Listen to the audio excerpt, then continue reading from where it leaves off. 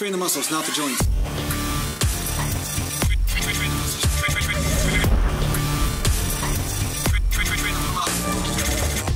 Welcome back to Natural Glam Bodybuilding, and today I'm going to talk to you about when you should throw out the compound lifts. Mountain. So during most of your natural bodybuilding career, you're going to be using compound lifts, which is great. I highly recommend compound lifts, especially the big three.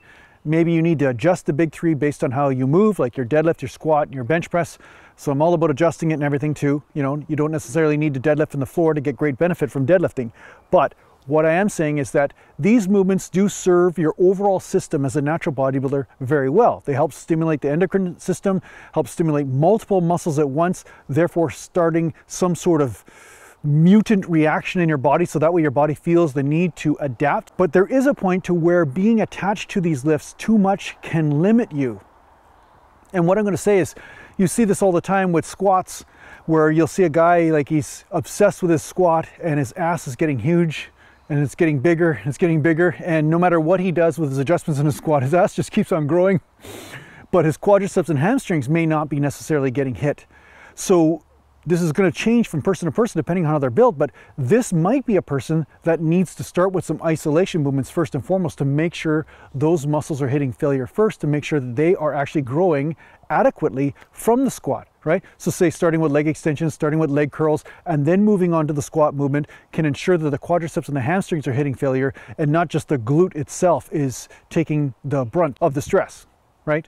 So this is one example, but another example would be, say you're attached to the bench press and you're always obsessed with your 1 rep max and you're trying to do the 5x5 system, you're trying to do all this stuff, but at the same time you want chest gains. If you're noticing that your delts are getting bigger, your triceps are getting bigger, and you're doing a lot of bench press, and no matter how you adjust the bench press technique, no matter how you adjust the range of motion or constant tension to not constant tension or whatever, you're not necessarily getting the chest gains, then it's time to really look and say, maybe I need to stress the chest specifically rather than including it in a compound, because for some reason the body is overriding the chest in this case, and the shoulders are taking over, or the triceps, because those are the ones that are getting developed. And of course, I've seen this with myself massively because of the dislocating shoulder injury. So when I'm pressing, I am getting some chest development, but I'm getting a massive amount of shoulder involvement from the pressing. Now, each person's going to have their own individual situation, but if you start to see this happening in your training, it's a good time to think about isolating that muscle group that you're not necessarily getting gains in. Now, I'm getting really great gains in the chest right now because I am doing dumbbell flies specifically the way I need to do them to keep the stress on the chest. I didn't mean to rhyme that just rhymed by accident. So what I'm doing is a fly, but I'm doing a hybrid type of fly where I keep the arms bent to protect the shoulders, and I'm just doing small movements up and down. Really small movements, constant tension to make sure the stress is staying on my chest specifically.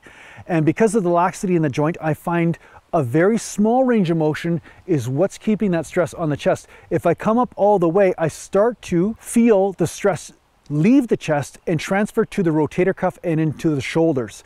So I don't want that. I want the chest to hit absolute failure and feel all the burn and pumpy and lumpy sensations in the chest. So what I'm doing is this constant motion and constant tension on the chest in the stretch type position, and I'm getting great gains from it. So a lot of my chest workouts as of late have been starting with this isolation movement first and then moving on to the compound movements. So I haven't thrown the compound movement out altogether, but I've prioritized the isolation over the compound because of what is happening with my physique.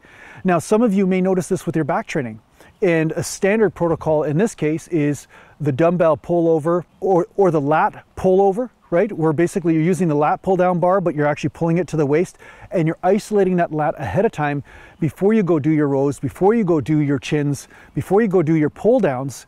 And this will help you ensure that your lats are hitting failure first and not your biceps or your rear delts or rotator cuff muscles. Say you're doing the lat pull down wrong, and that's another discussion altogether, and I do have a lot of videos on that as well, so check those out on how to train different body parts if you want. But the bottom line is, when you see what is developing in your body, it's going to give you a really good indication of what type of isolation you should start concentrating on. Because if you're already doing the compounds like you should as a natural bodybuilder to stimulate the whole body, your body's going to develop a certain way, and then as it develops, you're going to see where the lagging weak points are. And those lagging weak points are going to give you a good indicator of a couple things. One is adjusting your range of motion of such compound, or changing the way you do the compound movement, or throwing out the compound altogether and using an isolation movement first and foremost to ensure that that muscle group is hitting failure first before you start engaging other muscle groups. So this is a great strategy for you to overcome these weak links and to start developing a physique that you can be happy with. And I highly recommend that you try this. So everybody's got different weak links, everybody's got different reasons for it, but only through following the sensations in the muscle will you really get a good sense of what's going on. So make sure when you do your isolation movement that you're actually feeling the muscle that you want to hit. And if you're not feeling that muscle, if it's not hitting failure, or if you're not feeling a pull or a stretch in that muscle group, then you need to adjust the range of motion or adjust the technique or adjust the type of isolation movement you're doing in order to ensure that you're hitting failure in the muscle group. So I'm confident this is going to help you a lot. This is worth like $1 billion, this information. If you have $1 billion, feel free to send it to naturalglambodybuilding.com. You probably don't if you're watching this channel. Well, maybe you do. Maybe you do. You could also send me a Ferrari 812 GTS would be nice. Porsche 911 Turbo. I'm easy. You know, whatever you want. You just send it. Just send it to me. Yeah, email me if you want the address. I'll just meet you at the dealership, actually. Just tell me what dealership to meet you at. So I hope this helps out in your training. Thanks a lot for watching. If you need to get a hold of me, just go to naturalglambodybuilding.com, and thanks to the Patreon supporters, and take care for now. Mountain. Wish these guys would send me a car. After all, I am giving them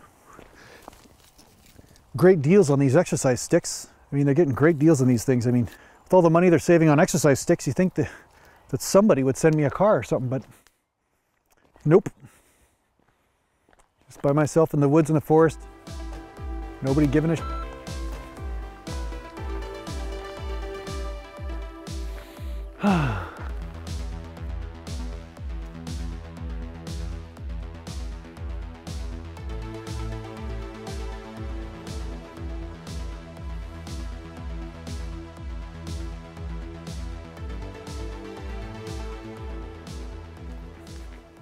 My chest is so massive right now, it's just so massive.